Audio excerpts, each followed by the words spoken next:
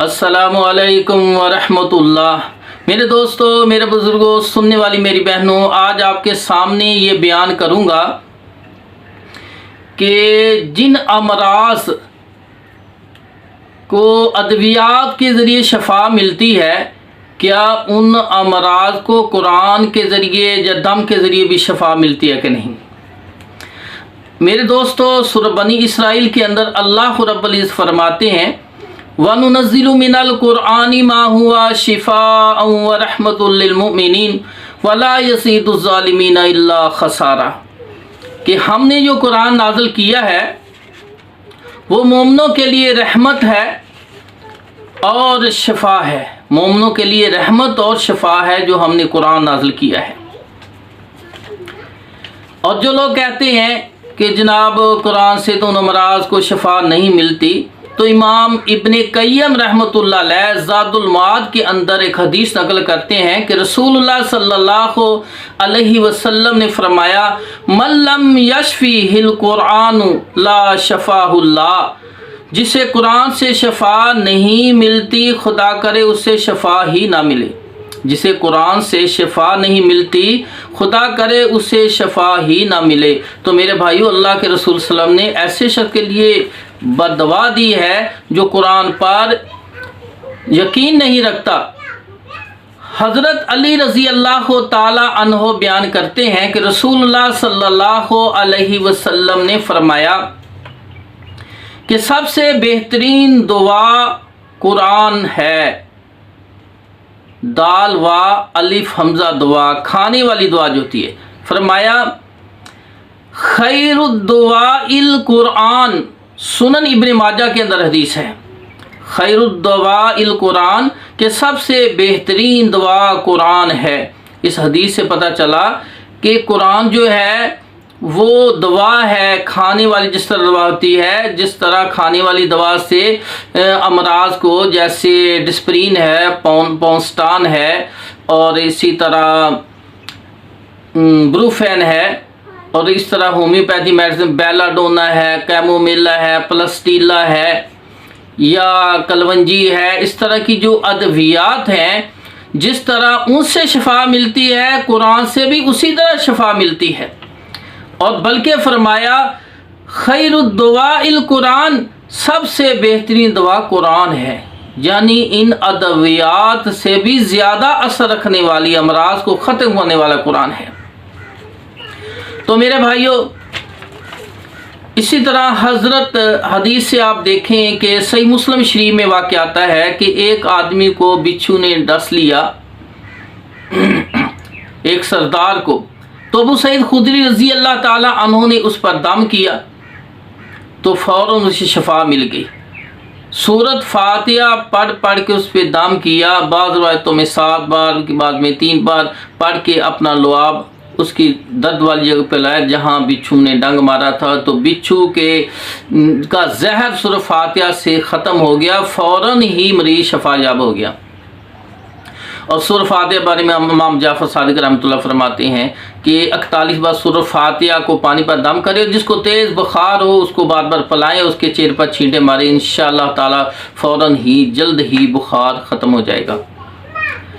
तो मेरे भाइयों, सही बुखारी शरीफ में हदीस है, हज़रत अब्दुर्रहमान बिन अस्वद रहमतुल्लाह अलैह अपने वालिद से रवायत करते हैं कि वो फरमाते हैं कि मैंने हज़रत आयशा सदीक़ा रज़ी अल्लाह ताला अन्हा से जहरीले जानवरों के दम झाड़े के बारे में पूछा, तो उन्होंने फरमाया कि हुज़ूर अकरम सल्लल्लाहु अलैहि वसल्लम ने हर जहरीले जानवर के दम की इजाज़त दे दी थी। हर जहरीले जानवर के डसने पर दम झाड़े की इजाज़त दी थी। सही बुखारी में आयशा फरमाती हैं। तो मेरे भाइयों, जहरीले जानवर शहद की मक्खी है, भेड़ है, सांप है, और इसी तरह बिच्छू है। जितने भी जहरीले कीड़े मकोड़े हैं, अगर डस लें तो उस पर दम करेंगे तो शफा मिलेगी। सूरत फातिहा का दम है, इसी तरह दुरूद शरीफ से भी शफा मिलती है। तो जिसका जितना तजर्बा है उतना ही वो उसको इस्तेमाल कर सकता है।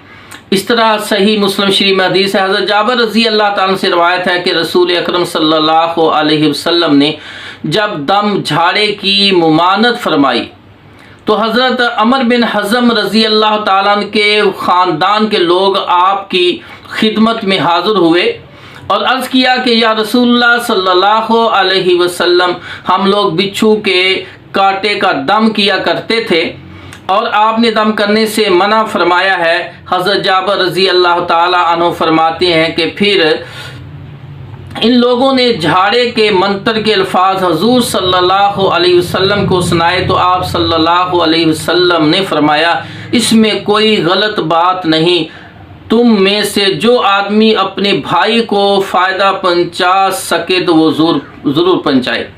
تم میں سے جو شخص اپنے کسی بھائی کو یعنی دم کر کے فائدہ پہنچا سکے تو ضرور پہنچائے۔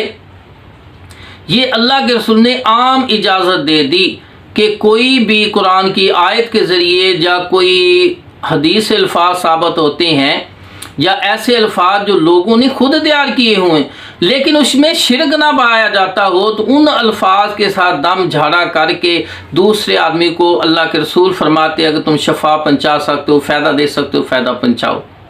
تو میرے بھائیوں، ہر قسم کا دم جس میں شرکیہ کلمات نہ پائے جائے ان الفاظ کو استعمال کر کے ہم دم کر سکتے ہیں۔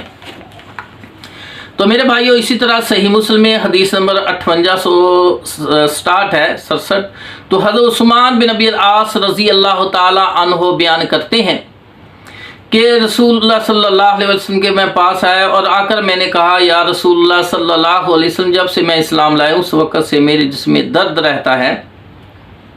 تو رسول اللہ صلی اللہ علیہ وسلم نے فرمایا، جسم کے جس حصے پر تمہیں درد محسوس ہوتا ہے اس حصے پہ ہاتھ رکھ کے 3 بار بسم اللہ بسم اللہ بسم اللہ پڑھو، پھر اعوذ باللہ وقدرتہ من شر ما اجد واحاذر، یہ 7 بار یہ کلمات کہنے ہیں۔ اعوذ باللہ وقدرتہ من شر ما اجد واحاذر، یہ 7 بار پڑھنے ہیں، انشاءاللہ اللہ کے رسول فرماتے ہیں اس کا درد ختم ہو جائے گا۔ تو میرے بھائیوں، یعنی جسم کے جس حصے میں درد ہو اور کسی قسم کا درد ہو تو اس طرح پڑھنے سے یہ کلمات انشاءاللہ درد ختم ہو جائے گا۔ اور درد کے لیے بروفین ہے، پونسٹان ہے، پیراسیٹامول ہے، ڈکلوفین ہے، کس طرح ایلوپیتھی میں میڈیسن استعمال ہوتی ہیں، ہومیوپیتھی میں بھی علامات کے مطابق مختلف ادویات استعمال ہوتی ہیں۔ جو کام ہومیوپیتھی، ایلوپیتھی، طب کی ادویات کرتی ہیں وہی قرآن، کیونکہ مومنوں کے لیے شفا رحمت ہے، تو قرآن کی جو بھی آیت آپ پڑھیں گے خصوصاً خاص کر جس کا احادیث سے ثابت ہے یا صحابہ سے یا محدثین سے یا کسی عامل اور عامل کے یا حکیم نے اس کو مجرب کہا ہے اور اس کے تجربے بار بار چیز آئی ہے لیکن اس میں شرک نہ پایا جاتا ہو تو اس کے ذریعے ہم ان امراض کا علاج کر سکتے ہیں، یہ قرآن حدیث سے ثابت ہے۔ تو میرے بھائیوں، اللہ کے رسول صلی اللہ علیہ وسلم کے سر میں جب درد ہوتا تو مسند حمیدی کے اندر روایت ہے کہ اللہ کے رسول صلی اللہ علیہ وسلم بسم اللہ الرحمن الرحیم پڑھتے، بسم اللہ الکبیر و اعوذ باللہ العظیم من شر کل ارک نعار و من شر حر النار، ان کلمات کو پڑھتے تو آپ کے سر کا درد ختم ہو جاتا۔ تو میرے بھائیوں، اللہ کے رسول صلی اللہ علیہ وسلم حمیدی میں اور اس طرح ترمذی میں ہے کہ بچھو کے ڈسنے پر اللہ کے رسول نے سورۃ اخلاص اور فلق ناس پڑھی تو اللہ پاک نے شفا عطا فرما دی، اور سورۃ فاتحہ جو صحیح مسلم میں ہے اس میں بھی اس سردار کو دم کیا سورۃ فاتحہ سے تو اس کے بچھو کا ڈسا ہوا جو زہر تھا متاثرہ شخص سردار تو اس کو شفا مل گئی۔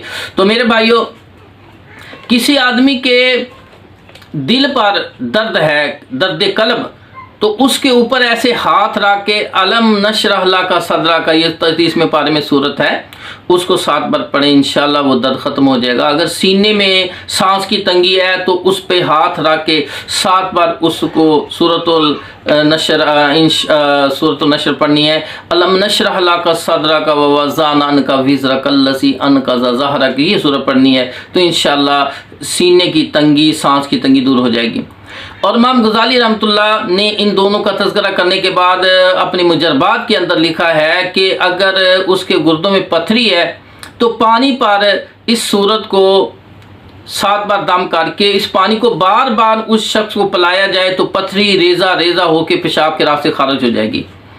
تو میرے بھائیوں، اس طرح سورۃ الاعلیٰ کے بارے میں کان میں درد ہو اور وہ پڑھے، اور مرگی کا جس کو بواسیر ہے تو وہ اس سورت کو، سورۃ الاعلیٰ کو، سبح اسم ربک الاعلیٰ کو بار بار پڑھے تو اس سے وہ بواسیر کی تکلیف اس کی کم ہو جائے گی اور اللہ اسے شفا دے گا۔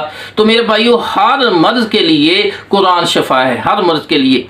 جب کوئی آیت سمجھ نہ آ رہی ہو تو آپ نے کون سی آیت پڑھنی ہے جس سے اس کی مرض کم ہوگی؟